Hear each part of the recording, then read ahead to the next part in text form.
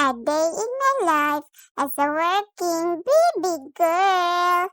Hello po, magandang buhay. Lassie is here. Kumusta na po kayo mga auntie? Today po pala is pupunta po kami sa Fuente Osmeña Circle. Kasi po dito daw po kami magde-dinner, sabi ng mga tito at saka tita ko. Actually, nasusurprise din yung mama at papa ko. Kasi lagi naman pala sila dito nakadaan. Pag pupunta yung mama ko sa doktor niya magpa-check up. Ay nako, akala namin ang lapit-lapit lang. Ang layo po pala. Actually po, ang dami po pala pwede makakain dito. Kung matanda lang po ako, tikman ko po to lahat. Kaya lang baby pa po ako eh. Kaya ito muna toys yung binili ni mama ko. Kasi binigay sa akin nung nagtitinda. Kaya di ko na siya binitawan. Nabudol na naman si papa. After po namin bumili ng laruan, naghahanap po kami kung saan pwede makain. Hay nako, talo pa po yung palengke dito. Ang dami pong nagsasabi na dito kayo kain, dito kayo kain. Lahat naman siguro masasarap. Habang nag-iikot-ikot po kami, nakakita po kami nito. Ang sarap po kaya nito. Simpo dun sa Puso Village, tapos may lechon pa. Pero di po kami dito kumain. Nag-barbecue lang po kami. Grabe mga auntie, ang dami po tao dito. Nakakaaliw po. Siguro sa next week po, di na po kami makakagala ng Cebu. Kasi po, mag-start na po yung sinulog ng Santo Niño. Sabi po kasi ni Papa, di daw po kami gagala. Kasi po, grabe po yung traffic nun. Kaya nga yung check-up ni Mama ko, tinapos na nila this week. Para daw po next week, wala na sila check-up. Kasi nga, ang dami nga tao. Natatawa nga po kami kasi sabi ng papa ko, di daw kami pupunta dun sa Sinulog Festival. Kasi nga po, marami daw po tao. Tapos bawal po sa akin ma-expose ng gano'n. Natatakot po si mama ko. Baka marami po virus. Kaya sabi ng papa ko, manood na lang daw po kami ng live. Ay nako, nakakatawa naman.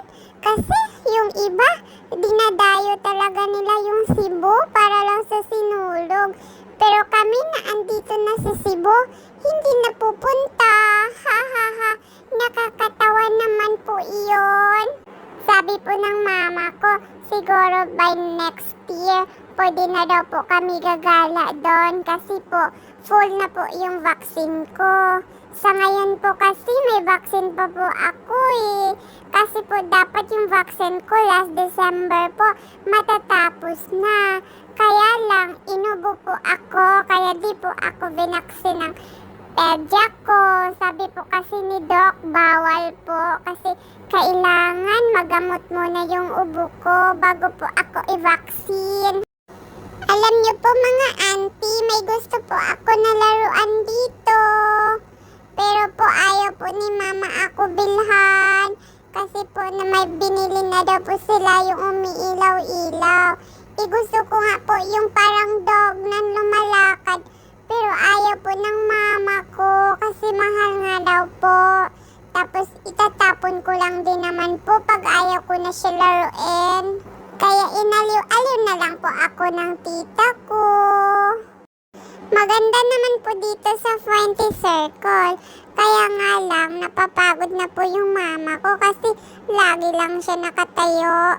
Wala po kasi kami mahanap na upuan. Lakad-lakad lang po kami dito, tingin-tingin po ng mga view. Pero wala po talaga siya upuan. Hi! Gusto ko pa naman dito. Kasi ang daming lights, oh. Gustong-gusto ko po siya.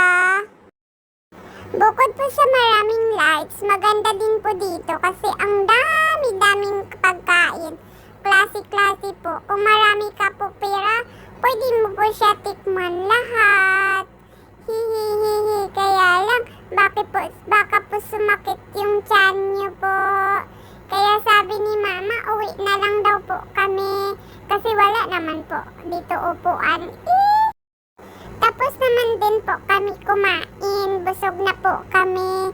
Tapos nagpa-picture-picture na po kami dito. Kaya pwede na din po kami uwi. Para naman po hindi po kami masyado gabi makauwi. Ang daming sasakyan dito mga auntie. Pero kailangan mo talaga tumawid sa pedestrian lane para yung sasakyan yung kusang hihinto pag tawid niyo po.